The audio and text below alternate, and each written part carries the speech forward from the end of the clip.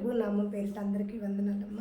మరి వాక్య భాగంలోకి వెళ్తుండగా దేవుడు మనందరికీ కూడా తోడై ఉండి తన ఒక్క వినికిడిలో ఈ వాక్యాన్ని ముందుకు నడిపించాలని తలలోంచి ఒక్క నిమిషం ప్రార్థన చేసుకుందాం.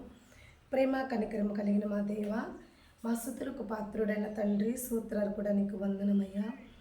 గడిచిన శుక్రవారం నుండి ఈ శుక్రవారం వరకు మమ్మల్ని కాచి కాపాడి నేడు సజీవులుగా నా తండ్రి నీ రాజ్యంలో నిలిపిన దేవానికి వందనమయ్యా.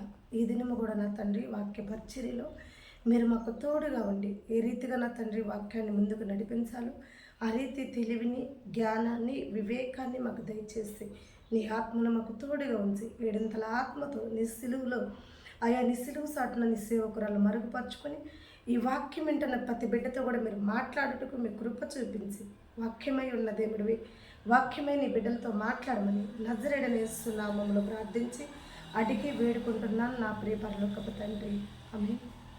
ప్రభు నామం పేరిట అందరికీ వందనాలు చెల్లిస్తున్నామమ్మా.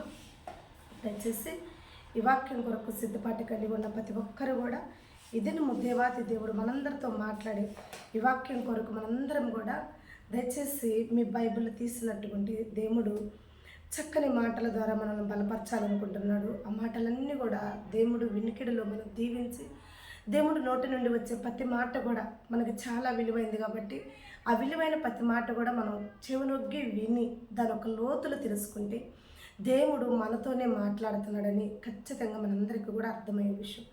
అయితే మనము శుక్రవారము అనే ఈ ఒక్క రోజుని మనం ఏం చేస్తామంటే, ముఖ్యంగా ఈ శుక్రవారం అంటే ప్రతి ఒక్కరు కూడా కొన్ని ఇరుకులు, కొన్ని ఇబ్బందులతో ఉపవాస ప్రార్థనలు బాగా ఎక్కువగా ఉండటానికి ఇష్టపడతారు శుక్రవారం రోజు. అయితే ఎలాంటి సమయంలో అంటే వారు ఆర్థిక ఇబ్బందులు అవ్వచ్చు, అనారోగ్యంలో అవ్వచ్చు, లేక గర్భఫలం కొరకు అవ్వచ్చు, చదువుల కొరకు అవ్వచ్చు, ప్రతి విషయంలో మానవుడికి అనేక విషయాలు ఉంటాయి. అనేక విషయాల నిమిత్తం మనం ఉపవాసం ఉంటుంటాం. అయితే మనకిష్టమైన ఉపవాసం ఉంది, దేవుడికి ఇష్టమైన ఉపవాసం కూడా ఉంటుంది. మనకిష్టమైన ఉపవాసం ఏంటి?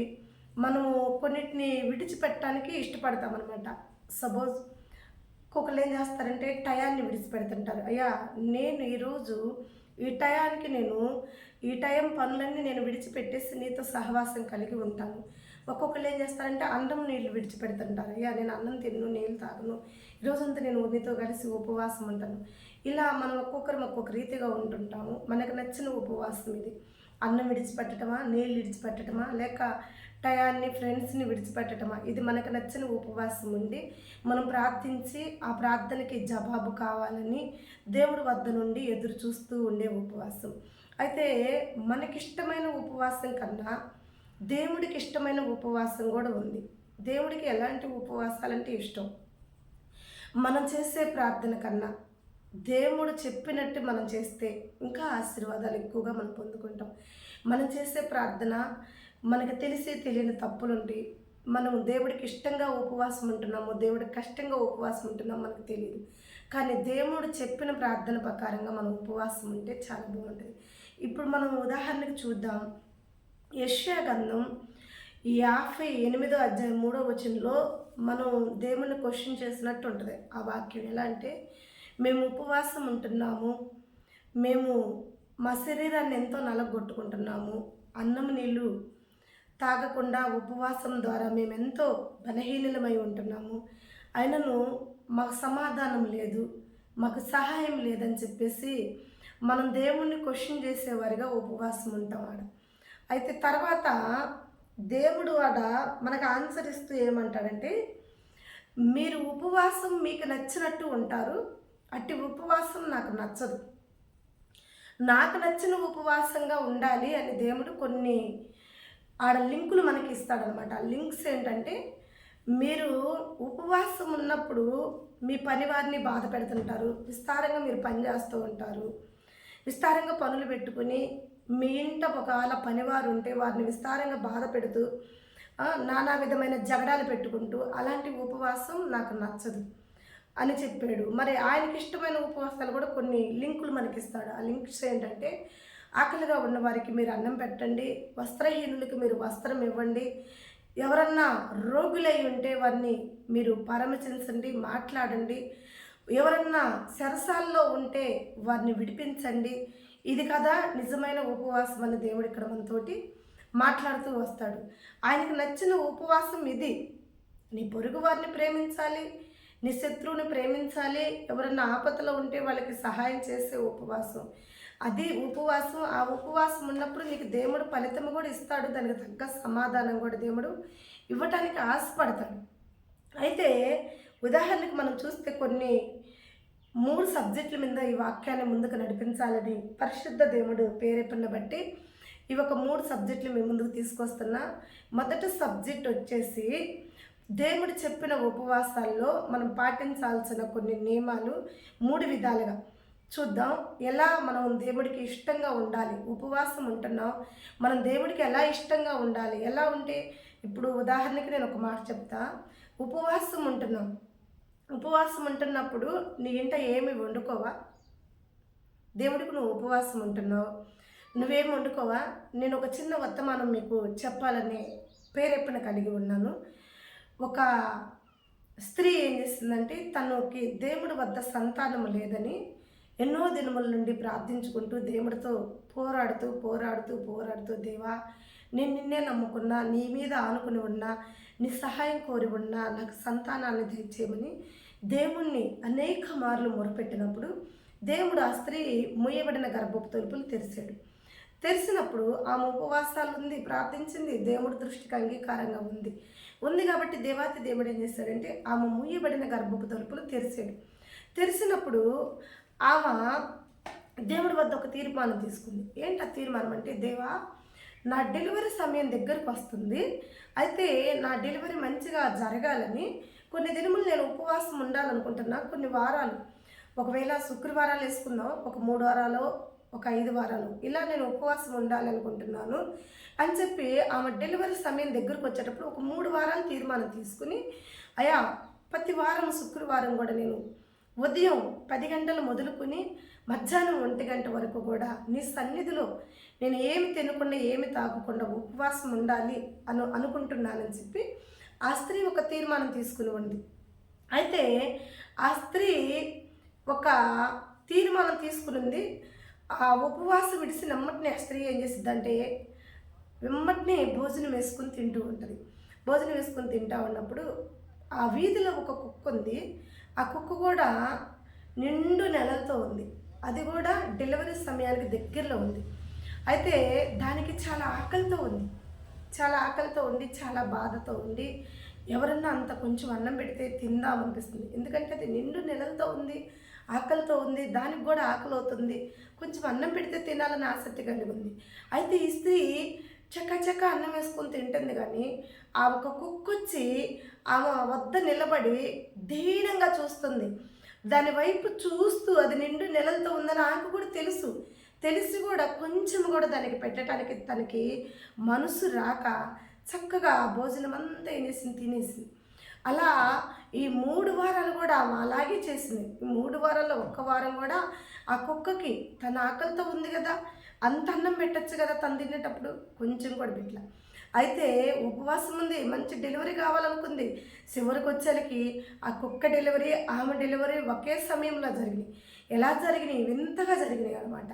ఎందుకంటే ఆ కుక్క ఆమె తింటున్నప్పుడల్లా కూడా ఎన్నిసార్లు బాధపడింది ఆ కుక్క, అయ్యా చూడయ్యా ఎంత ముద్దైనా పెట్టట్లేదని. అయితే దేవుడు ఆ కుక్కకి ఆమెకి ఎలా తీర్పు చేశాడో తెలుసా? ఆమె గర్భంలో ఉన్న కమల పిల్లలు ఇద్దరిని తీసుకుపోయి కుక్క గర్భంలో పెట్టి, కుక్క గర్భంలో ఉన్న ఆ కుక్క పిల్లలను తీసుకొచ్చి ఏం గర్భంలో వేస్తే డెలివరీ సమయానికి ఆమెమో కుక్క పిల్లలను కనింది, కుక్కేమో ఆడపిల్లలను కనింది. చూసారా ప్రియమైన బిడ్డలారా, మీరు ఏ విత్తుతారో ఆ పంటే కోసుకుంటారు, ఏ విత్తుతారో ఆ పంటే కోసుకుంటారు. మీరు చేదు విత్తితే చేదే కోసుకోవాల్సి వచ్చింది, మీరు మంచి విత్తితే మంచిగా కోసుకోవాల్సి వచ్చింది. ఇక్కడ ఏమో చేదు విత్తింది, పాపాన్ని విత్తింది, ఇంత కూడా జాలి లేకుండా విత్తింది. దేవుడు కూడా జాలి లేకుండా ఆ గర్భంలో కుక్క పిల్లల్ని వేసేసాడు. ఇలాంటి ఉపవాసాలు ఉండి లాభం ఏంటి? అంత ప్రయాసపడింది సంతానం కొరకు, అంత ప్రయాసపడింది డెలివరీ కొరకు. ఆ కోరుకున్నట్టు సంతానం వచ్చింది, ఆ కోరుకున్నట్టు డెలివరీ వచ్చింది, ఆ కోరుకున్నట్టు బిడ్డలు రాలి, కుక్క పిల్లలు వచ్చింది. తను చేసిన తప్పు ఏంటో తనకు అప్పుడైనా అర్థమైంది కదా. అలాంటి ఉపవాసాలు ఉంటే దేవుడు వింటాడా? అలాంటి ఉపవాసాలు దేవుడికి ఇష్టమా? కాదే. ఏం చెప్పాడు? కొన్ని లింకులు ఇస్తా. దేవుడు చెప్పిన ఉపవాసాలు ఏంటో కొన్ని చెప్తా నేను, ఎలా ఉంటే ఆయనకి ఇష్టమో మనం చెప్తాం. మనం అందరికీ కూడా తెలిసిన వ్యక్తి, ఆ వ్యక్తి ఎవరంటే అబ్రహాం. అబ్రహాం కూడా సంతానం లేక చాలా ఇబ్బంది పడుతూ, చాలా బాధపడుతూ ఉన్న సమయంలో, సంతానం కొరకు వెయిట్ చేస్తున్న సమయంలో, దేవుడు వాగ్దానం నెరవేర్చే సమయం కొరకు అబ్రహాం ఎదురు చూస్తున్న సమయంలో 3 వ్యక్తులు అబ్రహానికి కనపడ్డప్పుడు అబ్రహాం చేస్తున్న మాట ఏంటంటే ఆదికాండం 18వ అధ్యాయం 5వ వచనంలో అబ్రహాం ఏమంటాడంటే, ఆ 3 వ్యక్తులను చూసి, అయ్యలారా కొన్ని నీళ్ళు ఇస్తా, కాళ్ళు కడుక్కోండి, కొంచెం సేపు ఈ ఒక్క చెట్టు కింద విశ్రాంతి తీసుకోండి, తర్వాత మీరు కొంచెం భోజనం చేయండి అన్నాడు. ఎమ్మటే భోజనాన్ని సిద్ధపరిచాడు. భార్యతో చెప్పాడు, అమ్మ భోజనం సిద్ధపరచన్నాడు. శారా చక్కని భోజనం, చక్కని రొట్టెలు పిండి దంచి మరీ ప్రయాసపడి కష్టపడి భోజనం పెట్టింది. దేవుని చేర్చుకున్నారు. ఆ 3 వ్యక్తులను చేర్చుకుని చక్కని భోజనం పెట్టినప్పుడు అక్కడ మంచి బ్లెస్సింగ్స్, మంచి దీవెన. ఎలాంటి దీవెన అంటే, మీదటికి మరలా మేము వచ్చినప్పుడు నీకు ఒక చక్కని వారసుడు జన్మిస్తాడు. హల్లెలూయా. ఇలాంటి గొప్ప దీవెన పొందుకుంది ఎప్పుడంటే, చేర్చుకున్నాడు అబ్రహాం. ఆహారం పెట్టాడు, ఆకలి తీర్చాడు. చేర్చుకున్నాడు కాబట్టి, ఆకలి తీర్చాడు కాబట్టి దేవాతి దేవుడు అతనికి మంచి ఒక దీవెన, ఎన్నో రోజుల నుంచి పెండింగ్లో ఉంది ఆయన దీవెన, ఎన్నో రోజుల నుంచి మరుగై ఉంది ఆయన దీవెన. మరుగైన దాన్ని బయలుపరిచి బయటికి తీసి దాన్ని స్థిరపరిచాడు దేవుడు. ఎప్పుడు స్థిరపడింది? ఎప్పుడు బ్లెస్సింగ్స్? ఎప్పుడు దీవెన అతంది? ఎప్పుడు 90 సంవత్సరాలు అనగా దీవెన. దాదాపు ఇప్పుడు 80 సంవత్సరాలప్పుడు అబ్రహానికి దీవెన. ఇప్పుడు 100 సంవత్సరాలు వచ్చినాయి, అయినా దీవెన మరుగై ఉంది, పెండింగ్లో ఉంది. ఆ పెండింగ్ని పూర్తి చేయటానికి దేవుడు అబ్రహానికి ఒక చిన్న పరీక్ష. అతను నన్ను చేర్చుకుంటాడా లేదా, అతను నన్ను చేర్చుకుని ఆహారం ఇస్తాడా లేదనుకున్నప్పుడు దేవాతి దేవుడు, ఆయన మహిమ చాలా గొప్పది.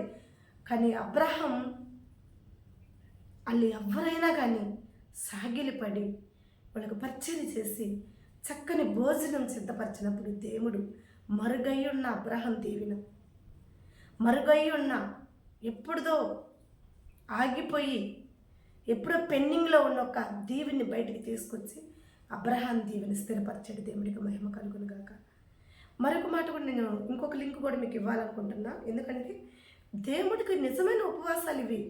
ఈ ఉపవాసాల ద్వారా దీవెని పొందుకుంటాం. అబ్రహాం మరుగైన దీవెన, పెండింగ్లో ఉన్న దీవెని కూడా బయటికి తీసుకొచ్చింది అబ్రహాం చేసిన ఈ పనికి. మరొక వ్యక్తి ఎవరంటే, అబ్రహాం పెంచుతాడు చూడండి, లోతుని అబ్రహామే కదా పెంచేది. అయితే లోతు కూడా గమిని వద్ద కూర్చుని ఉంటాడు. గమిని వద్ద కూర్చుని ఉన్నప్పుడు లోతుకు కూడా 2 మనుషులు కనపడతారు. ఆ 2 మనుషులు దేవదూతలని ఉంది బైబిల్లో. ఇదే ఆదికాండం 19వ అధ్యాయంలో మనం చూసుకుంటే దాని ఒక రిఫరెన్స్ కూడా మనకి చక్కగా అర్థమైంది. 19:2 చూస్తే ఆ వ్యక్తి గమిని వద్ద నిలబడి ఆ 2 వ్యక్తులను చూసి ఆ 2 వ్యక్తులను ఏమంటాడు, అయ్యా నా ఇంటికి రండి, రాత్రి నా ఇంటి వద్ద విశ్రాంతి తీసుకుని మార్నింగ్ పొద్దున్న లేవడంతో మీరు వెళ్దురు అన్నప్పుడు ఆ ఇంటికి చేర్చుకుని, మరి భోజనం అనేది ఇక్కడ అండర్లైన్ చేయలేదు, తన ఇంటి చేర్చుకున్నాడు అనేది మాత్రం ఉంది. ఆ ఇంటి చేర్చుకున్నవాడు భోజనం పెట్టాడు అంటారు. ఆ రాత్రికి వాళ్ళకి భోజనం పెడతాడు, పరిచర్య చేస్తాడు. కనుక అతను ఏమయ్యాడు, సొదొమ కుమ్మర పట్టణం మొత్తం కూడా పాపంలో కాలిపోతున్నప్పుడు ఆ వ్యక్తి చేర్చుకున్నాడు కాబట్టి, ఆ వ్యక్తి దేవుడి దృష్టికి అంగీకారంగా ఉన్నాడు కాబట్టి, విధేయత కలిగి ఉన్నాడు కాబట్టి, ఆ వ్యక్తి ఒక క్రియలు దేవుడికి నచ్చినాయి కాబట్టి తనని ఏం చేశాడు, నీవు ఈ ప్రజల నుంచి దూరంగా పారిపో, ఈ శాపాన్ని నీ మీదకి రానికుండా, ఈ మరణాన్ని నీ మీదకి రానికుండా నిన్నును, నీ పిల్లల్ని, నీ భార్యని సేవ చేస్తాం మేమని చెప్పారు. లోతు అలాగే వెళ్ళాడు. కానీ భార్య మాత్రం ఆజ్ఞ అతికి మీరి వెనక్కి తిరిగి చూసింది. వాళ్ళు చూడొద్దన్నారు, ఆమె చూసింది. దానివల్ల లోతు చేసిన తప్పు లేదు, మరి అలాగే వచ్చిన 2 దీవెన కూడా తప్పు కాదు. వాళ్ళు ఇచ్చిన దీవెన కరెక్టే, వాళ్ళు ఇచ్చిన ఆజ్ఞ కూడా కరెక్టే. ఆజ్ఞ అతిక్రమించితే మనం ఏం చేయలేము. కాబట్టి ఆ ఉప్పు స్తంభమైంది. లోతు కుమార్తెలు రక్షింపబడ్డారు. చేర్చుకున్నందువల్ల ఒకరిని చేర్చుకోవాలి. మిక్కిలి అలుపులైన ఈ ఒక్కరిలో మీరు చేర్చుకుంటే నన్ను చేర్చుకున్నట్టే దేవుడు వాక్యం సెలవిస్తున్నాడు, వాక్యం ఉంది అది. కాబట్టి మనం ఉపవాసం ఉంటున్నప్పుడు మనం చేయాల్సిన పనులేంది? ఇతరులకు సహాయకులుగా ఉండాలి, విధేయత కలిగి ఉండాలి. మనలో మన క్రియలు దేవుడు చూడాలి. మన క్రియలు దేవుడు చూసినప్పుడే మన ఉపవాసానికి ఒక ఆశీర్వాదం ఉంటుంది. అబ్రాహాం ఆశీర్వదింపబడ్డాడు. మరుగైన విషయాలు, పెండింగ్లో ఉన్న విషయాలు కూడా ముందుకు తీసుకొచ్చి దేవుడు వాటిని తొందరగా పూర్తి చేయడానికి అవకాశం దక్కింది. లోతు దేవుణ్ణి విషయంలో యథార్థము కలిగి ఇతరుల విషయంలో చేర్చుకునే విషయంలో దేవుడి దృష్టికి అంగీకారంగా ఉన్నాడు. కాబట్టి లోతు శాపము నుండి, అశ్రమల నుండి, మరణము నుండి కూడా తప్పించబడ్డాడు. ప్రియమైన బిడ్డలారా, ఇది నిజమైన ఉపవాసం. దేవుడితో కలిసి ఉండటం ఇది ఉపవాసం. దేవుడికి కావాల్సిన ఉపవాసం ఇది. ఇంకొక మాట మనం చెప్తాం. సామెతల గ్రంథంలో మనం చూస్తే, సామెతల గ్రంథం 25వ అధ్యాయము 21వ వచనం మీరు చదువుకున్న తర్వాత, ఎందుకంటే ప్రతి ఒక్కరు అక్కడ బైబిల్ నుండి ఒక లింక్స్ ఇస్తే మీరు వెతుక్కునే పని లేకుండా ఆ లింక్స్ని బట్టి మీరు ఏం చేయాలి, చక్కగా బైబిల్ తీసి బైబిల్ ఓపెన్ చేసుకుని ఆ లింకు మీరు చూసుకుని ఎక్కడుందా, దీని ఒక రిఫరెన్స్ ఎక్కడుందని దేలాడుకుని చక్కగా వాక్యం చదువుకోవచ్చు. అయితే సామెతల గ్రంథం 25వ అధ్యాయం 21వ వచనంలో ఏముందంటే, నీ పగవాడు ఆకలిగా ఉండిన ఎడల అతనికి భోజనం పెట్టు. నువ్వు భోజనం పెట్టేది ఎవరికంటే నీ చుట్టాలకి, నీ బంధువులకి, వాళ్ళకి కాదు, నీ పగవాడికి కూడా పెట్టాలి. నువ్వు ఒకవేళ వాడు ఆకలితో ఉంటే చూస్తూ నువ్వు తినద్దు కదా.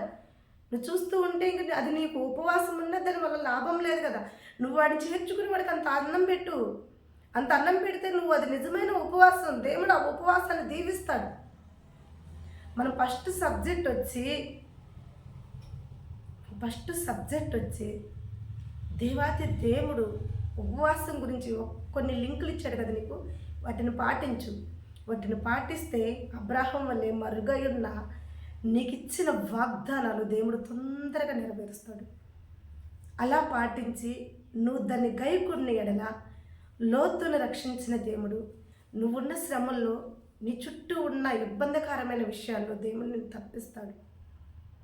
దేవుడికి మహిమ. ఇది ఫస్ట్ సబ్జెక్ట్. సెకండ్ సబ్జెక్ట్ వచ్చేసి మనం చూసుకుందాం. సామెతల గ్రంథం 24వ అధ్యాయము 17వ వచనంలో, నీ పగవాడు పడితే నవ్వగాక, సంతోషించగాక. రెండో సబ్జెక్ట్ వచ్చేసి ఏంటంటే, మన పగవారు ఒకవేళ ఏదన్నా ఆపదలో ఉండి, వాళ్ళు ఏదైనా సమస్యల్లో ఉండి, వాళ్ళు పడిపోతూ ఉంటే, వాళ్ళు ఇబ్బంది పడుతూ ఉంటే, వాళ్ళని చూసి నువ్వు నవ్వుతూ, వాళ్ళని చూసి నువ్వు వెక్కిరిస్తూ, వీళ్ళకి తగ్గట్టు అయింది, వీళ్ళు బాగా అనుభవిస్తున్నారు, వీళ్ళకి బాగా దేవుడు శిక్షేసాడు, మంచి పని అయిందని చెప్పి వాళ్ళని చూస్తూ నువ్వు నవ్వుకుంటూ నువ్వు ఉపవాసం ఉంటే దానికి ఫలితం లేదు. నీ పగవాడిని చూసి నువ్వు నవ్వద్దు. వాడు పడిపోయి ఉంటే నీకు చేతనైతే వాడిని సేవ్ చేయి. నీకు చేతనైతే నీ చేయి అందించి పైకి లేపు. నీకు చేతనైతే నువ్వు సహాయం అందించు. అంతేకాని పడ్డాడని చెప్పి నువ్వు నవ్వుతే దేవుడు అంటున్నాడు, నువ్వు అలాంటి క్రియలు నీ హృదయంలో పెట్టుకుని, నీ ఉపవాసం ఉంటే ఆ ఉపవాసం ఎలా దేవుడు అంగీకరిస్తాడు? నీ పగవాడి మీద నువ్వు ఒక టార్గెట్ పెట్టుకుని, నీ పగవాడి మీద నువ్వు చెప్పాడు కదా యెషయా గ్రంథంలో, దేవుడు ఏమన్నాడు, మీరు జగడాలాడుకుంటూ నాకు ఉపవాసం అంటే ఇదా నాకు ఇష్టమైన ఉపవాసం కాదే అన్నాడు. అది ఆయనకి ఇష్టం లేని ఉపవాసం అని చెప్పాడు. నీ పగవాడు పడిపోతే నువ్వేం చేయాలా? లేపాలి కదా. పగోడైనా ఏం చేయాలి? మనం పైకి లేపాలి, వాడిని లేవనెత్తాలి, వాడికి సహాయం చేయాలి. అంతేకాని పడిన వాడిని చూసి మనం నవ్వద్దు. ముందు ప్రజలు ఏం చేస్తారు తెలుసా? ఎవరైనా ఏం చేస్తారో తెలుసా? ఇంట్లో చిన్నపిల్లలు పడ్డా నవ్వుతారు, బయట పెద్దవాళ్ళు పడ్డా ముందు నవ్వుతారు. మానవుడు చేసే విధానం అదే. మొదట ఎవరైనా పడ్డారనుకో, స్లిప్ అయి పడ్డారనుకో, ముందు ఎమ్మటి ఏం చేస్తారు? పక్క నవ్వేస్తారు. అది వద్దు అంటున్నాడు దేవుడు. వాళ్ళ శ్రమల్లో పడిపోయినా, వాళ్ళ కష్టాల్లో పడిపోయినా, అవమానాల్లో పడిపోయినా, బాధల్లో పడిపోయినా వారిని చూసి నువ్వు నవ్వద్దు, సంతోషించద్దు. అలా నువ్వు చేస్తూ ఆ క్రియలన్నీ నీ కడుపులో పెట్టుకుని నువ్వు నా వద్దకు వచ్చి ఉపవాసం ఉండి అంగలారిస్తే దాన్ని దీవించను నేను. అది దీవెనికి పనికిరాదు అంటున్నాడు దేవుడు. ఉదాహరణకి ఒక బ్యాగ్లో 2 టమాటాలు పెట్టుకున్నావు అనుకో, ఆ టమాటాలు అలాగే ఉండిపోయినాయి అనుకో, ఆ బ్యాగులో గాలాడక ఊపిరాడక టమాటాలు ఏమైపోతాయి, కుళ్ళిపోతాయి. అలాగే నీలో నీ కడుపులో వ్యసనము, కుళ్ళు, శత్రువుల మీద పగ ఇవన్నీ పెట్టుకుని ఉన్నావు అనుకో, అవి నీ శరీరాన్ని కుళ్ళబెడతాయి, అనారోగ్య పాలు చేస్తాయి, వ్యాధి రోగ పాలు చేస్తాయి. కాబట్టి వాటిని తీసి పైడేయి. ఆ బ్యాగ్లో నుంచి ఆ టమాటాలు తీసి ఎట్లా బయటపడేస్తామో అలాగే నీ హృదయంలో నుండి కూడా నీ పగవాడి మీద ఉన్న దేశాన్ని, పగని, కోపాన్ని అన్నీ కూడా తీసి బయట పడేసినప్పుడు నువ్వు అనారోగ్య పాలవకుండా ఆరోగ్యంతో నింపబడతావు. హల్లెలూయా. నువ్వు ఆరోగ్యంగా నిలబడాలి అంటే మొదట నీ హృదయం అనే సంచిలో నుండి తీసేయాల. నీ పగవారి మీద ఉన్న శత్రుత్వాన్ని తీసివేసినప్పుడే నువ్వు దీవింపబడతావు. అప్పుడే దేవుడు నిన్ను దీవిస్తాడు, అప్పుడే దేవుడు నిన్ను ఆశీర్వదిస్తాడు. దేవుడికి ఇష్టమైన ఉపవాసం అది. మరి దేవుడు అంటున్నాడు, నీ పగవాడు పడ్డప్పుడు నువ్వు సంతోషించద్దు. మరి రెండోది కూడా దాని ఒక లింకే, రెండో సబ్జెక్ట్ ఒక లింకులు మనం చూద్దాం. మొదటి సబ్జెక్ట్ ఆహారం గురించి చెప్పాడు, రెండో సబ్జెక్ట్ వచ్చేసి శత్రువుల గురించి, అంటే నీ శత్రువుల గురించి ఎలా ఉండకూడదో చెప్తున్నాడు నువ్వు ఉపవాసం ఉన్నప్పుడు. మరి కీర్తనల గ్రంథం 147 కీర్తన 3వ అధ్యాయంలోకి వస్తే, నువ్వు అలా నవ్వద్దు, నాలాగా నువ్వు ఉండు అంటున్నాడు. ఎలా ఉంటాడు ఆయన అంటే, గుండె చెదిరిన వారిని ఆయన బాగు చేయును అంది. ఆయన ఏం చేస్తాడంటే, గుండె చెదిరిపోయిన వారిని బాగు చేస్తాడంట. ఆయన నవ్వుడు. వాళ్ళ గుండె చెదిరిపోయింది, మంచి పని అయింది, వాళ్ళు నన్ను గుర్తెరగట్లా, వాళ్ళు నన్ను ప్రార్థించట్లా, వాళ్ళు నన్ను ఆరాధించట్లా, వాళ్ళు నాకు నా వద్దకి రావట్లా, నా మందిరానికి రావట్లా, నన్ను గుర్తెరగట్లా, అయితే వాళ్ళకి మంచి పని అయింది, వాళ్ళు లోకంలో శాపంలో పాపంలో ఉన్నారు కాబట్టి వాళ్ళకి మంచి పని అయిందని దేవాతి దేవుడు నవ్వట్లా, సంతోషించట్లా వాళ్ళని చూసి. దేవుడు ఏం చేస్తున్నాడంటే, గుండె చెదిరిపోయి ఆయన సన్నిధిలోకి వచ్చిన వారిని ఆయన బాగు చేస్తున్నాడు. అమ్మటిని ఆయన వాళ్ళని బాగు చేయటం మొదలు పెట్టేస్తాడు. ఏమాత్రం ఆలస్యం పెట్టడు. ఒకవేళ డాక్టర్ అన్నా ఆలస్యం పెడతాడేమో, డాక్టర్ అన్నా కాసేపు ఆగండి, కాసేపు కూర్చోండి, కాసేపు నిలబడండి అంటాడేమో, కానీ ఈయన అలా చేయడంట. వచ్చినప్పుడు ఎవరైతే గుండె చెదిరిపోయి ఆయన వద్దకు వస్తారో వాళ్ళని ఎమ్మటిని ఆయన బాగు చేస్తాడు. దేవుడికి మహిమ కలుగును గాక.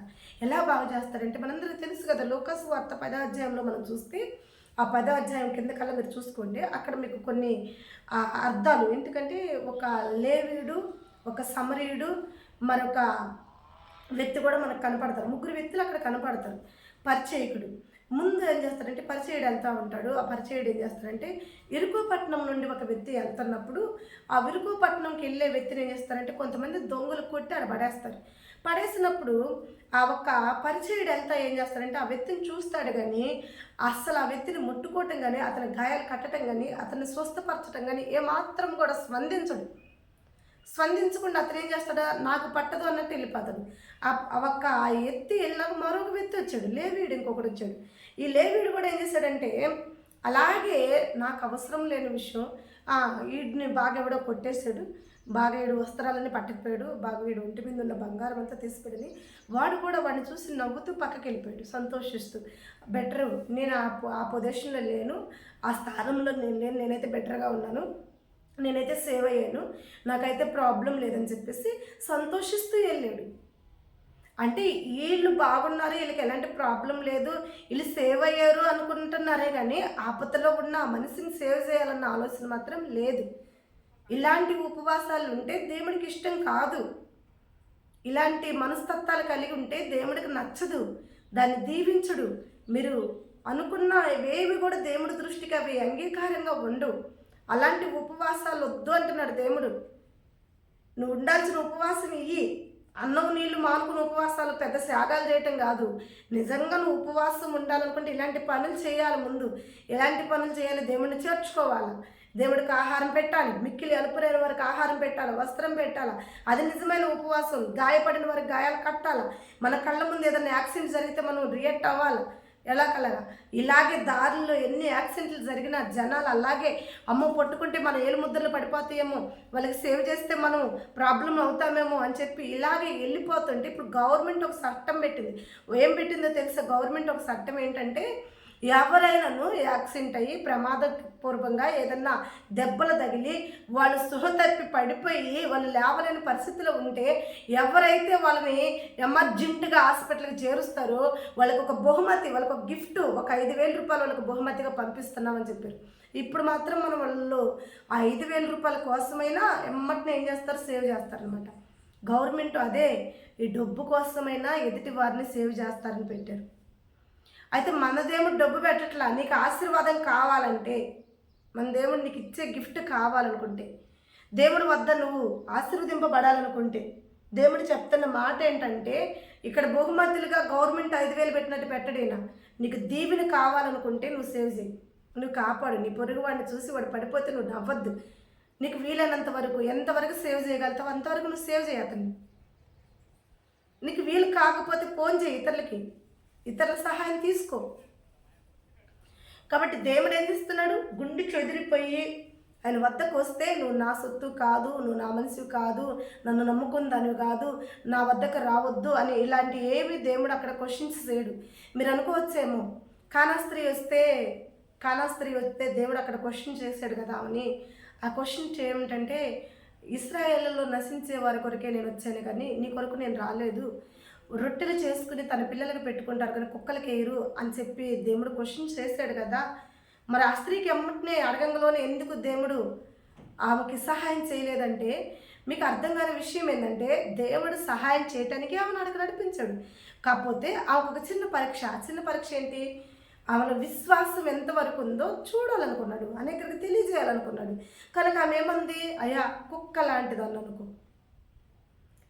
రొట్టె తింటున్నప్పుడు, నీ చిన్న పిల్లలు తింటున్నప్పుడు వాళ్ళ చేతిలో నుంచి ఆ రొట్టె ముక్క చారి కింద పడితే కుక్క పిల్ల తినిద్ది కదా, అలాంటి దాన్ని అనుకున్నప్పుడు ఎమ్మటనే దేవుడు ఏం చేశాడు, అక్కడ ఉన్న వాళ్ళందరికీ దెబ్బకి జీర్ణమై ఉంటుంది, దెబ్బకు ఆలోచన కలిగి ఉంటుంది. ఆయన ఎందుకు అలా అన్నాడు, మనకు కూడా అయి ఉంటుంది, అంతేనా, మనకు కూడా అయ్యిద్ది. ఆయన ఎందుకు అన్నాడంటే, ఆమె విశ్వాసం ఎంత గొప్పదో నేటి తరానికి తెలియాలి. నేటి తరానికి ఆమెకు విశ్వాసం లాంటి జీవితం కలిగి ఉండాలనేది దేవుడి చిత్తం. కాబట్టి అక్కడ కొన్ని క్వశ్చన్స్ అడిగాడు, ఆన్సర్స్ ఎమ్మటినే ఆ కాడి నుంచి వచ్చినాయి. ఎమ్మటిని బ్లెస్సింగ్స్ కూడా ఆమె పొందుకుంది, దీవిని కూడా దేవుడు ఒక దీవిని కూడా ఆమె ఎమ్మటినే పొందుకుంది. ఏమన్నాడు దేవుడు, నీ విశ్వాసం గొప్పది, నా ప్రార్థన గొప్పది కాదు, నేను గొప్పవాడిని కాదు, నేను మాట మాత్రం సెలవిస్తే నీ పిల్ల తగ్గిద్దని చెప్పలేదు. దేవుడు అన్న మాట ఏంటంటే, నీ విశ్వాసం గొప్పది, కేవలం నీ విశ్వాసం ద్వారా నీ కుమార్తె స్వస్థత పొందుకునిద్ది. ఈరోజు సేవకులు ప్రార్థనలు ఏం లేదమ్మా, సేవకుల ప్రార్థనలు ఏం లేదు, దేవుళ్ళో ఉంది కాదని అంటలా. కానీ దేవుడు ఇచ్చే నువ్వు పొందుకోవాలంటే నీకాడ విశ్వాసం ఉండాలి కదా. ఆ విశ్వాసం గొప్పగా ఉంది, పెట్టిన పరీక్షల్లో నిగ్గింది, ప్రతి క్వశ్చన్కి ఆన్సర్ ఉంది ఆ కాడ, దేవుడి మీద ఆనుకుంది. దేవుడికి ఆమె వినయం కలిగి వ్యతిరేకంగా కాకుండా దేవుడికి ఏం చేస్తున్నామా, సమాధానం ఇచ్చుకుంటూ వచ్చింది. కాబట్టి కేవలం నీ విశ్వాసమే నీ కుమార్తెని స్వస్థపరిచింది. హల్లెలూయా. ఇలా మనం ఏం చేయాలి, దేవుడే చేశాడు కాబట్టి ఆయన చేసి మనకు ఒక ప్రూఫ్ ఇచ్చాడు. ఆయన చేసింది మనం ఏం చేయాలి. స్కూల్కి పిల్లలు వెళ్ళినప్పుడు మిస్ ఏం చేసిద్ది అంటే, వాళ్ళకు హోంవర్క్ ఇచ్చింది. హోంవర్క్ ఇచ్చినప్పుడు మిస్ ఏం చేసిద్ది అంటే, ఆ పిల్లలు హ్యాండ్ పట్టుకుని ఇలా నడిపించింది, ఇట్లా రాపిచ్చిద్ది అనమాట. ఇట్లా రాపిచ్చిద్ది. వాళ్ళ చేత్తో ఆమె ఎందుకు రాపిచ్చిద్ది అంటే, అయ్యా ఇట్లా కరెక్ట్గా మీరు కూడా దిద్దండి అని ఆమె చేసి వాళ్ళ చేత చేపిస్తుంది. మన దేవుడు కూడా అంతే, మన చెయ్యి పట్టుకుని అన్నీ ఆయన చేసి మన చేత చేపించాలనేది ఆయనకి ఇష్టం. ఆయన చేయకుండా నేను చేయమంటలేదు. ఆ మిస్ కూడా చేయకుండా, ఆ పిల్లడికి చూపించకుండా ఇలా దిద్దాలి అని ఆ పిల్లోడు చేయబెట్టుకుని దిద్దించకపోతే ఈరోజు ఆ పిల్లోడికి దిద్దడం చేతగా అలాగే ఉండిపోయేవాడేమో. కానీ మన దేవుడు అన్నీ చూపించాడు, ఒక టీచర్గా, ఒక మాస్టర్గా, ఒక అధికారిగా, మన తండ్రిగా సమస్తం ఆయన చేసి మనల్ని చేయమంటున్నాడు. ఆయన చేశాడు, గుండె చెదిరిపోయిన వారిని బాగు చేశాడు, ఆయన సహాయం కోరి వచ్చిన వారిని సహాయం అందించాడు. ఎవరిని చూసి కూడా ఆయన నవ్వల, సంతోషించల, ఎక్కిరించల. దేవుడు అన్నీ చేశాడు వాళ్ళ సహాయం. మరి నీ సహాయం ఏది? నిన్ను చూసి నేర్చుకున్న వారేరి? నువ్వెవరికి నేర్పించావు? ఎవరు పడిపోతూ నువ్వు లేపావు? ఎవరి గాయాలు నువ్వు కట్టావు? దేవుడి సన్నిధిలో నీ సాక్ష్యం ఎక్కడా? అప్పుడే ఉపవాసం, అదే ఉపవాసం, ఆ ఉపవాసం దేవుడికి కావాలి. నువ్వు అన్నాన్ని త్యాగం చేయటమో, నీళ్ళు త్యాగం చేయటమో, కూల్ డ్రింక్స్ త్యాగం చేయటమో కాదు దేవుడికి కావాల్సింది. నీళ్ళు ఈ క్రియలు కావాలి దేవుడికి. నీళ్ళు ఈ క్రియలు కలిగి ఉంటే దేవుడికి చాలా ఇష్టం, అది చాలా సంతోషం. దానికి నువ్వు బహుమతి పొందుకుంటావు, చక్కని బహుమతి. ఆమె పొందుకోలేదా? కాలా నుండి వచ్చిన స్త్రీ పొందుకోలేదా కుమార్తె స్వస్థత? కాబట్టి శత్రువులను ఏం చేయాలి? మనం హెల్ప్ చేయాలి. ఇంకా దానికి తగ్గ లింక్స్ ఇంకా ఉన్నాయి, చూద్దాం. మత్తయి సువార్త 5వ అధ్యాయము 43వ వచనంలో మనం చూస్తే, నీ పొరుగు వాడిని ప్రేమించండి అనే ఒక మాట ఇక్కడ మనకు కనపడుతుంది. నీ శత్రువుని, నీ పొరుగు వాడిని ఏం చేయాలి? ప్రేమించాలంట. నువ్వు ఉపవాసం ఉండి మూతి నల్ల పెట్టుకుని, మొక్కు నల్ల పెట్టుకుని, వాళ్ళని హృదయంలో తిట్టుకుంటా, మనసులో తిట్టుకుంటా, వాళ్ళ కళ్ళకి ఎదురుపడ్డా, వాళ్ళని చూసి నువ్వు ఎట్లో ఉంటావు, చాలా కష్టంగా, చాలా బాధగా. ఇంటి వారిని చూసి కూడా నువ్వు అలాగే ఉంటావు. ఇంట్లో ఒకవేళ నీకు నచ్చని పనులు నీ పిల్లలు చేసినా, నీ భర్త చేసినా, నీ భార్య చేసినా, ఒకవేళ నీ అత్తమామలు, ఒకవేళ నీ అమ్మ నాన్న, నీ కోడలు ఇలాంటి వారు చేస్తే నువ్వేం చేస్తుంటావు అంటే వాళ్ళని కోపంగా ఉంటావు, వాళ్ళని ప్రేమించడానికి ఇష్టపడవు. ఇక ఇంటి వారినే ప్రేమించలేకపోతే నువ్వు బయట వారిని ఏం ప్రేమిస్తావు? అయితే దేవుడు అంటున్నాడు, నువ్వు కూడు నీళ్ళు త్యాగం చేయటం కాదు, కానీ నీ పొరుగు వాడిని నువ్వు ప్రేమించు ముందు. నిన్ను వల్ల నీ పొరుగు వాడిని ప్రేమించిందని లేఖనం ఉంది. ఇక్కడ కూడా అదే చెప్తున్నాడు. ఏం చేస్తున్నాడు ఇక్కడ కూడా? నీ పొరుగు వాడిని, మత్తయి సువార్తలో, నీ పొరుగు వాడిని నువ్వు ప్రేమించాలి. దేవుడికి ఇష్టమైన ఉపవాసాలు ఇవి, దేవుడికి నచ్చే ఉపవాసాలు ఇవి. వీటి తర్వాత మీకు దీవెనలు కూడా చూపిస్తాను. ఇవన్నీ మీకు ఆజ్ఞాపిస్తున్నాడు. ఇలా ఉండాలి, ఇలా చెయ్యాలి. నువ్వు అన్నం నీళ్ళు మానుకోకుండా పొస్తులు ఉండమని నేను చెప్పట్లా నిన్ను. అది కాదు ఉపవాసం, ఇది ఉపవాసం. నువ్వు అన్నం నీళ్ళు మానుకున్నావు, ఆ రోజు అసలు నువ్వు పాత్రలు పెట్టి అన్నమే వండవు. ఎందుకంటే నువ్వు అన్నం తింటలేదుగా, సాయంత్రం దాకా ఉపవాసం. ఇంకేదో వండుకుని ఏం చేస్తావు? రేపు పొద్దున వండుకుంటాలే అనుకుంటావు. ఈ సాయంత్రం లోపల నువ్వు తినాల్సిన భోజనం నీ పొరుగు వరకు, లేకపోతే నీ ఇంటి వద్ద ఎవరన్నా ఆకలితో వచ్చిన వరకు పెట్టచ్చుగా వండి. నువ్వు ఉపవాసం ఉండవు, మరి ఆ బియ్యం ఎందుకు వేస్ట్ అవ్వాలని చెప్పి వండవా? ఇతరులకు పెడితే ఎందుకు వేస్ట్ అవుతుంది? వేస్ట్ ఏం కాదు కదా. దేవుడు అదే కదా చెప్తుంది, ఇతరులకు పెట్టండి మీరు భోజనం అని చెప్తున్నాడు కదా. కానీ ఆ రోజు నువ్వు కొండే పెట్టవు కదా. ఒకవేళ పొరపాటున ఎవరన్నా అడుక్కునే వ్యక్తి వచ్చి అమ్మ కొంచెం భోజనం పెట్టంటే నువ్వేం చెప్తావు అప్పుడు? నేను ఉపవాసం ఉన్నా, ఈరోజు మా ఇంట్లో వంట చేయలా, లేదు అంటావు. అప్పుడు వాడు ఏమంటాడు నిన్ను? ఏమ్మా నువ్వు ఉపవాసం ఉంటే అంత ముద్దు వండుకోవటానికి తీరలే, ఎట్ట దేవుడు మిమ్మల్ని దీవిస్తాడమ్మా? ఆ దీవెన బాగుంటుందా నీకు? నువ్వు ఉపవాసం ఉంటే అంత, నీవు రోజు తినే భోజనం వండి పెట్టు, ఇతరులకు పెట్టు, దానివల్ల నీకు దీవెనే కానీ శాపమే లేదుగా. హల్లెలూయా. పొరుగువాడిని ప్రేమించాలి. ఇంకోటి, మొదటి దశలోనికి 5వ అధ్యాయము 15వ వచనంలో, కీడుకు పత్తి కీడు చేయవద్దు అని అంటున్నాడు. కీడుకి పత్తి కీడు మనము చేసేవారిగా ఉండద్దు. మెయిన్ అలా చేసినా దేవుడికి ఇష్టం ఉండదు. అలాంటి వారిని అసలు దేవుడు ప్రేమించడు. ఇక్కడికి వస్తే మనకు ఒక వ్యక్తి గుర్తొస్తాడు. ఆ వ్యక్తి ఎవరంటే పేతురు. దేవుడు ఒక దగ్గర ఏం చేస్తున్నాడంటే ప్రసంగం చేస్తున్నాడు, మెసేజ్ చెప్తున్నాడు, వాక్యం అనేక ప్రజలకి బోధిస్తున్నాడు. అనేక ప్రజలు వస్తున్నప్పుడు దేవుడు ఏం చేస్తున్నాడు అంటే క్షమాపణల గురించి చెప్తూ ఉన్నాడు. ఆ సందర్భం, ఆ ఒక్క వాక్యం, ఆ ఒక సబ్జెక్ట్ తీసుకుని దేవుడు ఏం చేస్తున్నాడంటే ఆ సబ్జెక్ట్ని ఫాలో అవుతున్నాడు, అందరికీ కూడా చెప్తున్నాడు. అదే సబ్జెక్ట్ మీద మెసేజ్ అంతా జరిగిపోయింది ఆ రోజు. అయితే ఈ మెసేజ్ అంతా అయిపోయినాక, ఈ ఒక అంతా కూడా క్షమాపణల గురించి చెప్పినాక పేతురు వచ్చేసి, సార్ నాకు ఒక డౌట్ ఉంది, దాన్ని అడగచ్చా అని చెప్పి అడిగాడు. మరి సార్ అంటున్నాడు ఏంటి అని అనుకోకండి, అక్కడ బోధకుడు అన్నాడే, నేను చెప్తాను. బోధకుడు నాకు ఒక డౌట్ ఉంది అని అంటే, అప్పుడు ప్రభు ఏమన్నాడంటే, పర్లేదయ్యా చెప్పు నీ డౌట్ ఏందో అని అడిగినప్పుడు, అప్పుడు ఆ వ్యక్తి అంటున్నాడు, సార్ ఇప్పుడు వరకు మీరు క్షమాపణల గురించి మాట్లాడారు, క్షమించమనే మాట మాత్రమే దాని మీదే ఆ ఒక్కటే కొటేషన్కి వెళ్ళిపోయారు. అయితే క్షమించటం అంటే చాలా కష్టమైన విషయం, అయినా అది చేయాలని మీరు చెప్తున్నారు, అలా చేస్తేనే మీ వద్ద మాకు ఆశీర్వాదాలని చెప్తున్నారు. సరే చేస్తా బాగానే ఉంటుంది. ఒకవేళ నా సహోదరుడు నా ఎడల తప్పిదము చేసిన ఎడల ఎవరో బయట వాళ్ళు ఎందుకు నా సహోదరుని చెప్తున్నా. అతను ఒకవేళ నా ఎడల తప్పిదం చేసినప్పుడు పోనీ ఒక 6 సార్లు 7 సార్లు క్షమిస్తే సరిపోద్దా? ఒక 6, 7 సార్లు క్షమించేనా? అప్పుడు నీ యొక్క కృప మేము పొందుకోవచ్చా? అంతవరకు క్షమించాలంటే అక్కడ ఆ క్వశ్చన్కి ఆన్సర్ దేవుడు ఏమి ఇచ్చాడంటే 6 సార్లు 7 సార్లు కాదు, 77 సార్లు క్షమించు అతన్ని అన్నాడు. 77 సంవత్సరాలు అనుకోవాలి మనం. 77 సంవత్సరాలు ఒక మనిషి ఆ మనిషిని క్షమిస్తూనే ఉండాలి. అంటే తన ఒక లైఫ్ లాంగ్ అతన్ని ఏం చేయాలి? క్షమించేటట్టే ఉండమని పేతురు క్వశ్చన్కి సరైన ఆన్సర్ ఇచ్చాడు దేవుడు. మరొకళ్ళు క్వశ్చన్ చేయకుండా చేసాడు.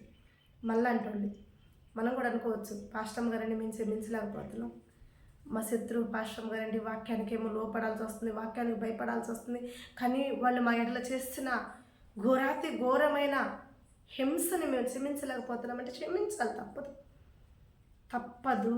నువ్వు దేవుడికి ఉపవాసం ఉండాలని ఒక తీర్మానం తీసుకున్నప్పుడు, ఉపవాస ఆశీర్వాదాలని కావాలనుకున్నప్పుడు ఇవన్నీ నువ్వు పాటించాలి. నీకు తప్పదు. నేను క్షమించలేకపోతున్నానంటే దేవుడు లాంటి క్షమించాడు. ఆయన చేసి నేను చేయమంటున్నాడు, ఆయన చేయకుండా నేను చేయమంటలేదు. ఇందాక చెప్పా, ఆయన చేసి మనం చేయమంటాడు. దేవుడు చేయలేదా? సిలువలో ఊసిన వాళ్ళని క్షమించలేదా? బల్యాలతో పొడిసిన వాళ్ళని క్షమించలేదా? ఆయన చేసి నేను చేయమంటున్నాడు. ఆయన చేయకుండా నీకు ఆర్డర్ వేయట్లా. నువ్వు ఒకవేళ అలా ఆర్డర్ వేస్తే నువ్వు చేస్తే నీకు తెలిసిద్ది అది ఎంత కష్టమో. నువ్వు చేస్తే కదా నీకు తెలిసేది. అది నువ్వు బరాయిస్తే నీకు తెలిసిద్ది. ఆయన బరాయించాడు, ఆయన చేశాడు, ఆయన పడ్డాడు. అందుకే ఆయన నీకు చెప్పగలుగుతున్నాడు ఈరోజు. నువ్వు చెయ్యి అని చెప్పగలుగుతున్నాడు. నేను చేయమని చెప్తున్నవాడు చెయ్యకుండా చెప్పేవాడు కదా, చేసి ఆయన నిలబడి నీకు సాక్ష్యం ఇచ్చి నిన్ను చేయమని చెప్తున్నాడు. అలా నువ్వు కూడా చేయాలి. చేసినప్పుడే కదా కీడుకు పతికీడు చేయగాక. ఆయన చూడు ఊముస్తే తుడుచుకున్నాడు. వాళ్ళ మకాను మరలా ఊమిలు. ఆయన బల్యంతో పొడిస్తే ఆ చెమట చొక్కు పోతే వాడు కళ్ళు వచ్చేసినాయి. అంటే ఆయన ఇంకా ప్రేమించిన అతను. కీడుకు పతికీడు చేయలేదు నా దేవుడు.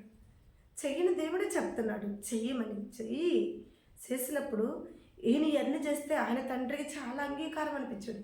ఆయన తండ్రి దృష్టికి చాలా బహుమతి. ఎంత బహుమతి అంటే నిత్య జీవంలోకి వెళ్ళాడు, సింహాసనం స్వాధీనం చేసుకున్నాడు, తన సింహాసనాన్ని మరలా తను పొందుకున్నాడు, తన తండ్రి వద్దకు తను చేర్చబడ్డాడు.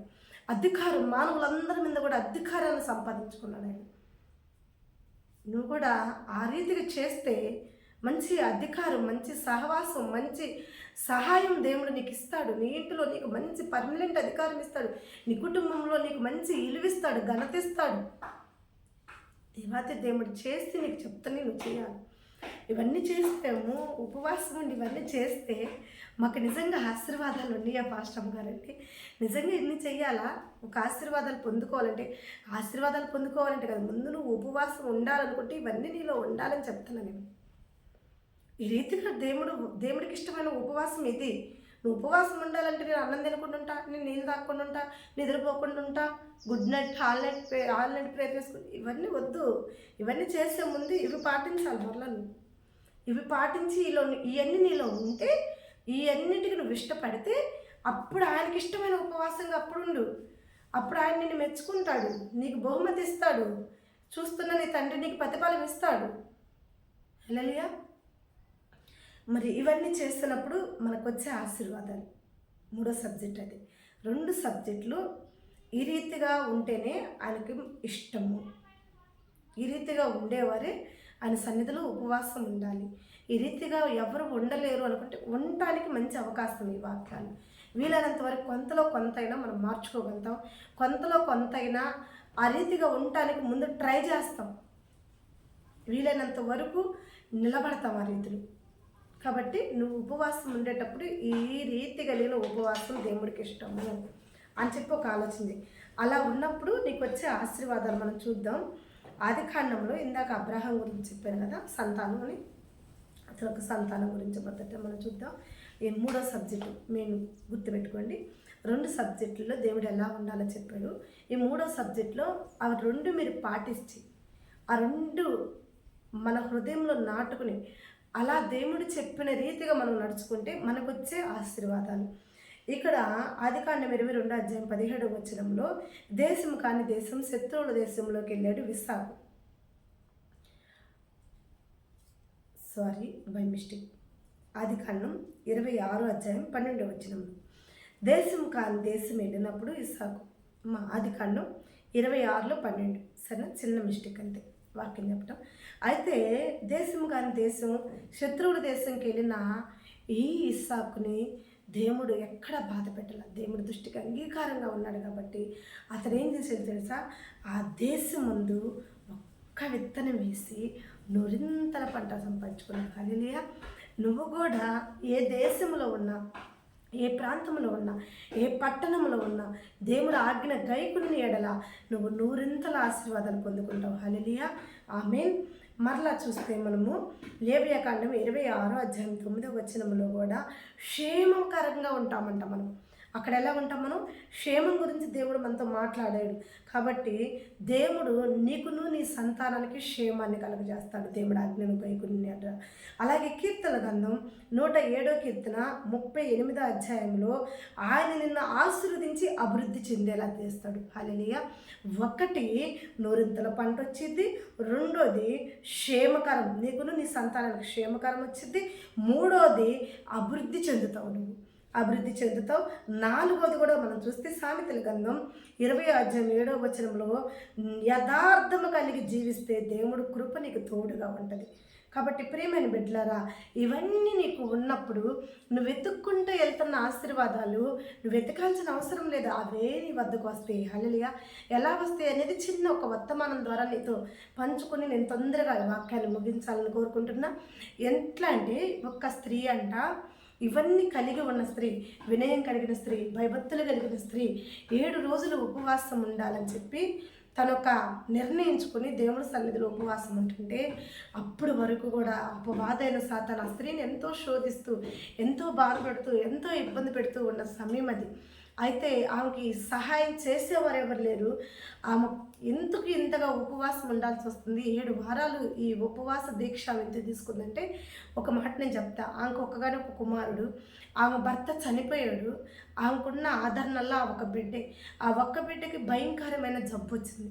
ఆ భయంకరమైన జబ్బు ఏంటంటే, ఆ గుండె అనేది ఆ బిడ్డకి ఖరాబ్ అయిపోయి ఆ గుండె ఆపరేషన్ జరగాలి.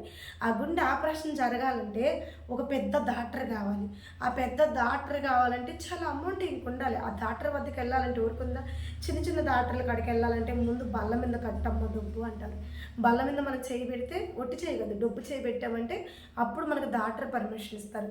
అట్లా చిన్న చిన్న డాక్టర్లకే మనం బల్ల మీద చేయి పెట్టాలంటే ఇక ఒక పెద్ద డాక్టర్ కావాలి. ఆ బిడ్డ బతకాలంటే ఆ పెద్ద డాక్టర్కి కావాల్సినంత అమౌంట్ ఈ తల్లికాడు లేదు, కానీ కావాల్సిన భక్తి అయితే ఇంకాడుంది.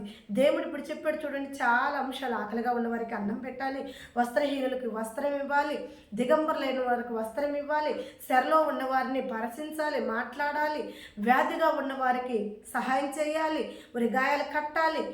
కాబట్టి ఇవన్నీ కూడా ఏమైనా ఉన్నాయి, సమృద్ధిగా ఉన్నాయి. ఏమో ధనానికి కొలతగా ఉంది, కానీ దేవుడు చెప్పిన ఆజ్ఞలకు మాత్రం కొలతగా లేదు. అయితే ఈ ఆజ్ఞలను పట్టుకుని ఆమె ఏం చేసిందో తెలుసా, ప్రభా నీ చిత్త ప్రకారంగా జీవిస్తున్నాను, నా భర్త పోయాడు అయినా నేను బాధపడలేదు, కానీ ఈ బిడ్డ కొరకు మాత్రం నా తండ్రి నేను ఉపవాసం ఉండి ప్రార్థిస్తున్నా. అయ్యా నేను ఆ డాక్టర్ కాడికి నేను వెళ్ళలేను, ఈ డాక్టర్వి నువ్వు, నాకు పరమ డాక్టర్వి, పరమ వైద్యుడివి, నీ వద్ద నేను ప్రార్థన చేస్తున్నప్పుడు అయ్యా నువ్వు చెప్పావు కదా, ఎవడైతే నీ అందు భయభక్తులు కలిగి ఉండనో వాడికి ఏది కొలత లేకుండా నేను కాపాడుతాను కూడా, ఏ కొలత ఉన్నదని చెప్పావు కదా. అయితే నా తండ్రి నేను నీ దృష్టికి అంగీకారంగా ఉంటే నా ఈ ఉపవాస ప్రార్థనలో 7 రోజుల ఉపవాసంలో నా తండ్రి నా కుమారుడు కొరకు ఏ డాక్టర్ని నేను కలవాలనుకుంటున్నాను, ఏ డాక్టర్ పర్మిషన్ కూడా నాకు ఇవ్వట్లేదు, ఏ డాక్టర్ అపాయింట్మెంట్ కూడా నాకు ఇవ్వట్లేదు, ప్రభా ఆ డాక్టర్ని అయ్యా నువ్వే నా తండ్రి నన్ను కలిసేలాగా ఆ డాక్టర్ వద్దకి వెళ్ళేలాగా నా బిడ్డను బతికించుకునేలా సహాయం చేయని 7 రోజులు ఉపవాసం. ఈ 7 రోజుల ఉపవాసంలో దేవాతి దేవుడికి ఫస్ట్ రోజు చేసింది ఎదురు చూసింది, సెకండ్ రోజు చేసింది ఎదురు చూసింది, థర్డ్ రోజు చేసింది ఎదురు చూసింది, ఫోర్త్ రోజు చేసింది ఎదురు 5th రోజు చేసింది ఎదురు చూసింది, 6th రోజు కూడా అయిపోయింది, 7th వస్తుంది. ఏడో రోజుకి వస్తుంది. ఏడో రోజుకి వస్తున్నప్పుడు చాలా బాధపడుతుంది, చాలా కన్నీరు కారుస్తుంది, చాలా మోకరిస్తుంది. ప్రభా ఏడో రోజు కూడా పూర్తవుతుంది ప్రభా, ఏ సమాధానం లేదు ప్రభా. అయ్యా నేను నీ దృష్టికి అంగీకారంగానే ఉన్నాను ప్రభా, యథార్థంగా ఉన్నాను ప్రభా. అయ్యా నా పొరుగు వాడిని నేను, అయ్యా వాడు కష్టాల్లో ఉంటే నవ్వలేదు, నా శత్రువుని చూసి నేను నవ్వలేదు, ఆకలిగా ఉన్న వారిని చూసి నేను ఆహారం పెట్టకుండా ఉండలేదు, నా చేయి వెనక్కి తీయలేదు, వస్త్రహీనులను చూసి నేను వెనక్కి తీయలేదు, నాకు కలిగిన దాంట్లో నాకున్న దాంట్లో నేను ఇతరులకి నిన్ను పోలే నడుచుకున్నాను కదా ప్రభా, నాకు సహాయం చేయి ప్రభా అని చెప్పి ఆ స్త్రీ కన్నీరు కారుస్తూ ఉన్న సమయంలో ఆ స్త్రీ మోకాల మీదే ఉంది, ప్రార్థిస్తుంది. ఎమ్మటిని ఆ స్త్రీ డోర్ ఒక ఆయన తడుతున్నాడు, బాగా అటక అటక అటక అటక తడుతున్నాడు. ఎవరు ఈ టైంలో డోరు? ఎందుకంటే ఆ స్త్రీ చాలా ఊరు చివరనుంది ఆ ఇల్లు. ఆమె ఇంటికి మామూలుగా చుట్టాలు రావటమే కష్టం, ఎందుకంటే ఆమె చాలా ఇరుకులో చాలా ఇబ్బందులు ఉంది కాబట్టి అలాంటి సమయంలో ఏ చుట్టాలు కూడా ఆమెని పరామర్శించడానికి కానీ, ఆమెను పలకరించడానికి కానీ, ఆమెకి హెల్ప్ చేయడానికి కానీ వచ్చేవారు అవకాశం అంటూ కూడా ఆమెకి లేదు. అలాంటి సమయంలో ఆ డోర్ దాడుతుంటే ఆమెకి చాలా ఆశ్చర్యం వేసేసింది. ఎమ్మటినే పోయి ఆ డోర్ ఓపెన్ చేసింది, మోకాళ్ళ మీద నుంచి వేసి. ఒక అతను తన బ్యాగ్ పట్టుకొని, అమ్మ చిన్న కండ ఉంటే కొంచెం హెల్ప్ చేయమని తుడుచుకుంటానన్నప్పుడు ఆ స్త్రీ తనకు ఒక కండవ తీసుకొచ్చి ఇచ్చింది, తుడుచుకున్నాక ఆ వ్యక్తిని అయ్యా కూర్చో, మరి ఎక్కడి నుంచి వచ్చావు ఏంటి ఇవన్నీ ఏం అడగలేదు ఆ స్త్రీ. అయ్యా కూర్చో, కొన్ని నీళ్ళు ఇస్తాను తాగని చెప్పేసి ఎమ్మటిని కొన్ని వాటర్ ఇచ్చింది ఆ వ్యక్తికి. ఆ వాటర్ తాగేసాడు. ఇక వర్షం చూస్తే భయంకరంగా ఉంది రాత్రి, ఆ వ్యక్తి పోవటానికి అవకాశం లేదు కనుక ఆ స్త్రీ అంటుంది, అయ్యా ఈ రాత్రికి ఉండి రేపు మార్నింగే వెళ్ళొచ్చు అయ్యా నువ్వు అని చెప్పేసి ఆ స్త్రీ తనకున్న అంత ఆహారం కూడా ఆ వ్యక్తికి పెట్టేసి ఆ నీళ్ళు ఇచ్చి ఆ వ్యక్తిని తన ఇంట్లో ఒక అతనికి విశ్రాంతి రూమ్ తయారు చేసి అతనికి ఆ రూమ్ని ఆ మంచాన్ని ఇచ్చేసినప్పుడు అతను చాలా సంతోషపడ్డాడు, చాలా ఆనందపడ్డాడు. అయితే అతను బాగా నిద్రించాడు. అతను తెల్లారి ఎక్కుంజామున అతనికి మెలకు వచ్చి అతను కళ్ళు తెరిచి చూసినప్పుడు ఆమె మోకరించి భయంకరంగా ఏడుస్తుంది. ప్రభా నా కుమారుడు చావు బతుకుల్లో ఉన్నాడు, ప్రభా నా కుమారుడు ఎప్పుడు మరణిస్తాడో తెలీదు, ప్రభా నా కుమారుడికి గుండె ఆపరేషన్ చేయాలి, ప్రభా నాకు కావాల్సిన ధనము నా వద్ద లేదు, ప్రభా నేను ఇతరులను పోయి సహాయం కోరితే నాకు సహాయం చేసేవారు కూడా లేరు ప్రభా దయ చూపించు ప్రభా, నా కుమారుని బతికించు ప్రభా. అయ్యా పలానా డాక్టర్ కావాలి, ఆ డాక్టర్ పేరు కూడా ఆమె ఒక స్లిప్ మీద రాసుకుని ఆమె చదువుకుంటూ ఆ డాక్టర్ పేరు కూడా దేవుడి వద్ద ఎత్తిపట్టి ప్రార్థిస్తుంది. ఆ పేరు కలిగిన డాక్టర్ ఆమె ఇంట్లోనే ఉన్నాడు, దేవుడికి మహిమ కలుగును కాక. అయితే ఆ పేరు ఎత్తి ప్రార్థిస్తుంది, అయ్యా ఈ డాక్టర్ అయ్యా, ఈ డాక్టర్ కావాలయ్యా, ఈ డాక్టర్ వద్దకు నేను పోలేనయ్యా, అతని అపార్ట్మెంట్ కూడా నాకు ఇవ్వరయ్యా, అతన్ని నేను చేరలేదయ్యా, కానీ నా ప్రార్థన నీ పరలోక రాజ్యం చేరితే అతన్ని నా తండ్రి అతని వద్దకు నేను పోయేలాను నాకు హెల్ప్ చేయగలుగుతావు అని చెప్పి ఈమె కన్నీరు కారుస్తూ ఈ ఒక పేరు ఎత్తిపట్టి ప్రార్థన చేయటం ఆ డాక్టర్ గారు చూసి ఎమ్మటిని తెల్లారింది. తొలుపు తీసుకున్నాడు, ఆమె ప్రార్థనలో ఉంది, ఆమెను లేపటం ఎందుకులే, ఆమెను కదిలేయటం ఎందుకులే అని చెప్పాడు. వెళ్ళిపోయాడు ఆ డాక్టర్ గారు. ఇక ఏమో లేచింది, ప్రార్థన ముగించింది, లేచింది. ఎమ్మటిని ఇక కుమారుని చూసుకుంటూ బాధపడుకుంటూ ఇతను వెళ్ళిపోయాడా, వర్షం వెలిసిందా, ఒకవేళ నేను ప్రేయర్లో ఉన్నాను కదా నన్ను అతను డిస్టర్బెన్స్ చేయకుండా వెళ్ళాడు అని చెప్పి అనుకుంటూ ఉంది. ఆమె అలా అనుకుంటున్న సమయంలోనే ఆమె ఇంటికి ఒక పెద్ద కారు ఒకటి వచ్చింది. ఆ కారు వచ్చినప్పుడు ఆమెకేమో అర్థం కాలేదు. ఆ కారులో ఉన్న వారి దిగి గబగబా ఆ ఒక మంచంలో ఉన్న బాబుని గబగబా కారులోకి ఎక్కించుకుని ఆమెను కూడా ఆ కారులోకి ఎక్కించుకుని ఎమ్మటినే తీసుకుపోతున్నారు. ఆమె అడుగుతుంది, అయ్యా ఎక్కడికి, ఏంటి, ఏం జరుగుతుంది అని అంటే, అమ్మ నువ్వురా అని చెప్పన్నారు. టక తీసుకుపోయారు ఆ ఒక పెద్ద హాస్పిటల్. ఏ పేరైతే ఏమి ఎత్తిపట్టి ప్రార్థన చేసిందో, ఉపవాసం ఉండి ఏ పేరైతే ఎత్తిపట్టి ఏ డాక్టర్ని అయితే ఆమె చేరాలనుకుంటుందో ఆ డాక్టర్ ఒక హాస్పిటల్ కాడికి వెళ్ళారు. ఎమ్మటినే ఆ బాబును పునుకోబెట్టేస్తారు. ఆ బాబుకి ట్రీట్మెంట్ జరుగుతుంది. ఎమ్మటినే ఆ బాబుకి సర్జరీ జరుగుతుంది, ఆపరేషన్ చేసేస్తున్నారు. ఆపరేషన్ అంతా అయిపోయింది. ఆపరేషన్ అంతా అయిపోయినాక మీకేం అర్థం కావట్లేదు ఏం జరుగుతుందా అని. ఎమ్మటినే ఆపరేషన్ అయిపోయినాక డాక్టర్ గారు వచ్చేసారు బయటికి. డాక్టర్ గారిని చూసి ఆమె ఒకసారి షాక్ అయిపోయింది. ఎందుకంటే వాళ్ళ ఇంట్లో ఆ రాత్రి వేళ ఆ భోజనం పెట్టిన డాక్టర్ ఆయనే, దేవుడికి మహిమ కలుగును కాక. ఎమ్మటినే డాక్టర్ గారు అంటున్నారు, అమ్మ నువ్వు కొంచెం చేస్తున్న ప్రార్థన నేను విన్నానమ్మా, అందులో ఉన్న పేరు నేనేనమ్మా, ఆ డాక్టర్ని నేనేనమ్మా, నువ్వు నన్ను చేర్చుకున్నావు. నిజంగా నీ దేవుడు చాలా గొప్పవాడు. ఎందుకంటే నా కారు అసలు పంచర్ పడే అవకాశమే లేదు. అలాంటి నా కారు భయంకరమైన వర్షానికి పంచర్ పట్టడం, నీ ఇంటికాడే నా కారు ఆగిపోయేలా చేయటం దేవుడు. ఆ రాత్రి వేళ నువ్వు నాకు భోజనం సిద్ధపరచడం, మార్నింగ్ లేవడంతో నువ్వు ఎత్తిపట్టి ప్రార్థన చేస్తున్న పేరు నాదవ్వటం, నీ దేవుడు ఎంత గొప్పడు నాకు అప్పుడు అర్థమైందమ్మా. కనుక నువ్వు నా కాడికి రావటం కాదు, నన్ను నీ కాడికి నడిపించాడు. నీ ప్రార్థన చాలా విలువైంది, నీ ఉపవాస ప్రార్థన చాలా ఘనమైంది. దేవాతి దేవుడు నీ ఎడల చూపించిన ఈ నూతనమైన వాత్సల్యం నేను వర్ణించలేకపోతున్నానమ్మని చెప్పి డాక్టర్ గారు మాట్లాడుతుంటే ఆ తల్లి ఒక సంతోషం, ఆ తల్లి ఒక ఆనందం, ఆ బిడ్డను చూసుకుని 100 ఏళ్ళ ఆయుష్ ఆ బిడ్డకి దేవుడు ఇచ్చినప్పుడు ఆ తల్లి ఎంతగా దేవుని స్వర్ణించిందో, ఎంతగా దేవుణ్ణి హెచ్చించిందో మీ అందరూ తెలుస్తుందా ప్రియమైన బిడ్డలారా? అలాగే మన జీవితాల్లో కూడా దేవుడు ఒక గురి కలిగి ఉంటాడు. దేవుడు గురి కలిగి ఉన్న దేవుడు దీవులు మరుగైన దీవులు మన జీవితంలో కూడా మనము కూడా ఇలాంటి ఆశ్చర్యకరమైన అద్భుతాలు చేయగలిగిన దేవునితో సహవాసం కలిగి ఉండి ఇవన్నీ పాటిస్తే ఈ తల్లి ఎలా ఆశ్చర్యపోయిందో తన జీవితాన్ని చూసి. ఒక్క సెకండ్లో ఆమె జీవితం, ఒక లైఫ్ మారిపోయింది ఆమెకి. ఆమె కుమారుడు ఆమెకి జీవితం మార్చేశాడు దేవుడు అక్కడ. ప్రియమైన బిడ్డలారా, కాబట్టి దేవుడు వాక్యం సెలవిస్తుంది. నిన్ను అన్నం తినకుండా దేవుడు ఉండమంటలా, నీళ్ళు తాగకుండా దేవుడు ఉండమంటలా, పొస్తులు ఉండమంటలా, దేవుడు చేయమంటున్నాడు. దేవుడికి ఇష్టమైన ప్రార్థన చేయి, దేవుడికి ఇష్టమైన ఉపవాసం చేయమంటున్నాడు. నువ్వు ఉపవాసం ఉండి దేవుడికి ఇష్టం లేకుండా, దేవుడికి అంగీకారం లేకుండా నువ్వు ఉపవాసం ఉండి నేను శరీరం అంతా నలగొట్టుకుంటున్నాను, శరీరం అంతా కుంగగొట్టుకుంటున్నాను, దేవుడికి జాలి లేదా, దేవుడికి దయ లేదంటే నా దేవుడు చెప్తున్న మాట ఏంటంటే అది నీకు ఇష్టమైన ఉపవాసం. దానిలో నాకేముంది?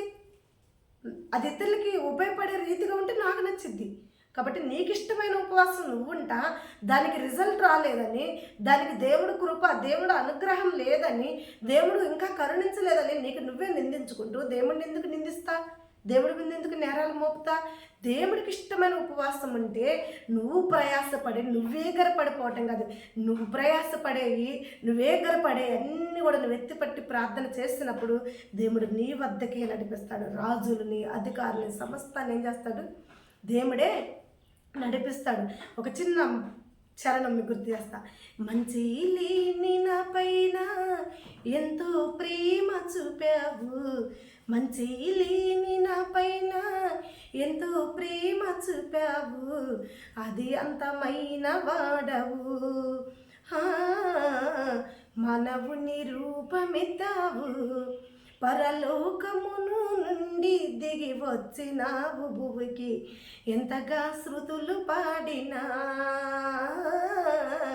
యేసు నీ రుణము తీరునా. చూడండి, మనం ఎంత శృతులు పాడినా ఆయన రుణం తీర్చలేము, ఎందుకంటే పరలోకం నుండి దిగి వచ్చాడు మన కొరకు. చీకటిలో కూర్చున్న నా స్థితిని చూసి నీవు వెగువ వెలుగు వంటి దర్శనము ఇచ్చినావు. చీకటిలో కూర్చున్న నీ స్థితిని చూసినప్పుడు దేవుడు ఆయన వేకువ వెలుగు లాంటి దర్శనం ఇచ్చి ఉన్నది లేనట్టు లేనిది ఉన్నట్టు చేయగలిగిన దేవుడు. నీకు నాకు అసాధ్యమని ఆయనకి సమస్తము సాధ్యముగా చేయగలిగిన దేవుడు ఆయన. కానీ అవన్నీ నువ్వు పొందుకోవాలంటే నీ పొరుగు వారిని నువ్వు ప్రేమించు, గాయపడిన వారిని చూసి నవ్వగాక, నీకు వీలైనంత సహాయం వాళ్ళకి చేయి, గుండె చెదిరి వారి గాయాలు కట్టు, వారిని మరింత గాయాలు పడవగాక. ఓకేనా? ఆఖరిగా ఉన్న వారికి అన్నం పెట్టు.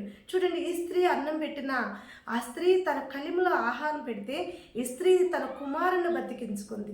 ఆ స్త్రీ గర్భవతి అయ్యిండి కూడా కుక్కకు అంత అన్నం పెట్టకుండా కుక్క పిల్లలంగా ఎలా జీవితాన్ని మార్చుకుంది. కాబట్టి ప్రియమైన బిడ్డలారా, లోకంలో ఉండద్దు.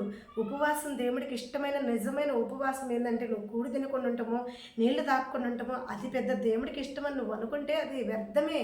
అది కాదు, ఉపవాసం ఉండాలి, కరెక్టే కాదని అంటలా, కానీ ఇవి ఉండాలి ముందు నీ కాడ. ప్రేమ, సహనం, సమాధానం, అది దీర్ఘశాంతం, ఇవన్నీ కూడా మనం చూస్తాం కదా. గలతీలకు రాసిన పత్రిక 5వ అధ్యాయం 21వ వచనంలో ఏమేమి కావాలో అవన్నీ కూడా చెప్పాడు. ఇవన్నీ నువ్వు పాటించి నువ్వు ఉపవాసం ఉండు, నువ్వు వేగరపడి నువ్వు పరిగెత్తాల్సిన అవసరం లేదు. నీకు కావాల్సిన సమస్తం దేవుడు నీ వద్దకు నడిపిస్తాడు. హల్లెలూయా, గాడ్ బ్లెస్. 3 సబ్జెక్టులు ఈరోజు మెసేజ్ మీద విన్నారు కదా. 2 సబ్జెక్టులు మనం సర్చ్ చేసుకోవాలి. 3వ సబ్జెక్టులో దేవుడిచ్చే బహుమతులు మనం పొందుకోవాలి. దేవుడికి మహిమ ఘనత కలుగును గాక. తలంచినటువంటి చివరి ప్రార్థన చేసుకుందాం.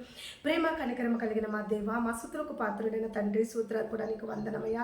ఇదిగో నా తండ్రి చక్కని వాక్యాన్ని చెప్పి అయ్యా, ఇదిగో నా తండ్రి మేము ఏ రీతిగా ఉపవాసం ఉండాలో, ఏ రీతిగా ఉంటే ఈ ఉపవాసం నీ వద్దకు చేరిద్దు, ఏ రీతిగా ఉంటే నీ ఒక బ్లెస్సింగ్స్, నీ ఒక దీవెని మేము పొందుకుంటాము అయ్యా, ఆ రీతి ఉపవాసం ద్వారా మాతో మాట్లాడారు ప్రభా. అవును ప్రభా, ఉపవాసం అంటే ఆహారం మానుకోవటము, నీళ్లు మానుకోవటము కాదు ప్రభా. ఉపవాసం అంటే నీ ఆజ్ఞ గైకొనుటే, నీ ఆజ్ఞ గైకొన్న ఎడల నా తండ్రి నా మెండైన దీవెనలు మేము పొందుకుంటాం అయ్యా. మేము ఏగ్గరపడి మేము పరిగెత్తటము కాదు, కానీ సమస్తాన్ని మా వద్దకు సమకూర్చగలిగిన దేవాతి దేవుడు అని నీ వాక్యం ద్వారా మాతో మాట్లాడి మమ్మల్ని బలపరిచిన దేవుడికి ఘనత, మహిమ, ప్రభావాలు చెల్లిస్తూ యేసు నామంలో ఈ ఒక వాక్యాన్ని దీవించి ఆశీర్వదించి ఎంటున్న ప్రతి కుటుంబాన్ని కూడా సమృద్ధిగా నూరింతలుగా ఆశీర్వదించమని యేసు నామంలో అడుగుతున్నాం తండ్రి. ఆమేన్. God bless you. మరి మనుషుల దయ, దేవుడి దయ, నూరేళ్ళు మీకును మీ సంతానానికి దేవుడు తోడై ఉండునుగాక. ఆమేన్.